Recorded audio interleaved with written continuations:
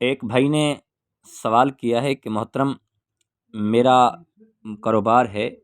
Plot لیتا ہوں، پھر اس میں مکان بناتا ہوں، مکان بنا کے پھر فروخت کر دیتا ہوں، اور یہ میرا کاروبار ہے، اور اس میں کوئی ایسا مسئلہ ہے کہ اب مکان بناتا ہوں تو فروخت نہیں ہوتے، اس میں کوئی وظیفہ بتا دیں، کوئی ایسا عمل بتا دیں کہ جس کے صدقے میں کوئی آسانی پیدا ہو جائے، مہربانی کریں۔ جی السلام علیکم ورحمۃ اللہ وبرکاتہ۔ بھائی نے جو وظیفہ پوچھا ہے، جو عمل پوچھا ہے، اس کے بارے میں آگاہ کر دوں آپ کو، تو یہ آپ کو سورۃ اخلاص کے فوائد بھی بتا دیتا ہوں اور سورۃ یاسین کے فوائد بھی بتا دیتا ہوں۔ اور آپ جس مکان کو فروخت کرنا چاہتے ہیں، اسی مکان کے اندر، اسی پانی کے ساتھ، جو مکان کے اندر پانی کا انتظام ہے، اسی پانی کے ساتھ آپ وضو کریں۔ وضو کرنے کے بعد 2 رکعت نماز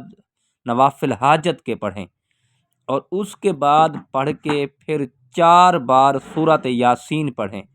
اور پھر 40 بار سورۃ اخلاص پڑھ کر آپ دعا مانگیں۔ اللہ پر یقین رکھیں، اور اللہ کے فضل سے آپ کا مکان بہت جلد فروخت ہو جائے گا۔ آپ کے کاروبار میں، رزق میں رب برکت ڈال دے گا۔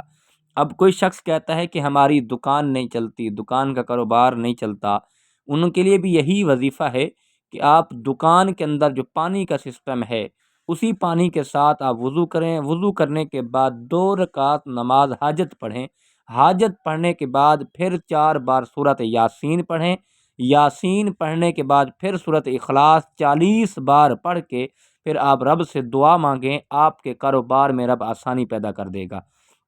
اور جس کا بھی کوئی شخص کہتا ہے کہ ہماری کھیتی باڑی میں اوسط اچھی نہیں آتی، ہماری بچت اچھی نہیں ہوتی، اس کے لیے وظیفہ بتا دیں، ان کے لیے بھی یہی وظیفہ ہے کہ آپ اپنی کھیتی باڑی کے اندر وضو کر کے جائیں، اور وضو اگر پانی کا سسٹم ہے، جیسے وہاں ٹیوب ویل وغیرہ ہوتے ہیں، تو وہاں سے پانی کا وضو کریں، اور وضو کرنے کے بعد آپ وہاں اپنی کھیتی کے اندر، اپنے رقبے کے اندر مصلی بچھا کر اسی جگہ پر 2 رکعت نماز حاجت پڑھیں۔ حاجت پڑھنے کے بعد سورۃ یاسین کی تلاوت کریں، اور سورۃ اخلاص پڑھ کے رب ذوالجلال کی بارگاہ میں دعا مانگیں، اور رب سے کہیں کہ مولا، میں نے یہاں نوافل پڑھے ہیں، تیری عبادت کی ہے، اس عبادت کا صدقہ میرے کھیتی میں، رزق میں برکت عطا فرما دے۔ یہ ایسا وظیفہ ہے، یہ ایسا وظیفہ ہے، یقین دلاؤں آپ کو کہ جب آپ اس کو مسلسل کریں گے تو میرے خیال میں، مجھے اللہ پر یقین ہے کہ آپ کا بڑے سے بڑا مسئلہ، بڑے سے بڑی پریشانی جو ہے وہ آپ کی حل ہو جائے گی، اور آپ کے لیے آسانیاں پیدا ہو جائیں گی۔ اب ہم یہ قرآن پاک پہ عمل کرتے نہیں، ہم ایسے کہتے ہیں کہ ہماری فلاں چیز میں برکت نہیں ہے، فلاں چیز میں برکت نہیں ہے، تو اب کوشش کیا کریں، جب بھی اپنے کاروبار میں کے لیے جاتے ہیں، اپنی دکان پہ جاتے ہیں، اپنی کھیتی باڑی پہ جاتے ہیں، تو کم از کم فجر کی نماز پڑھ کے بعد میں جایا کریں،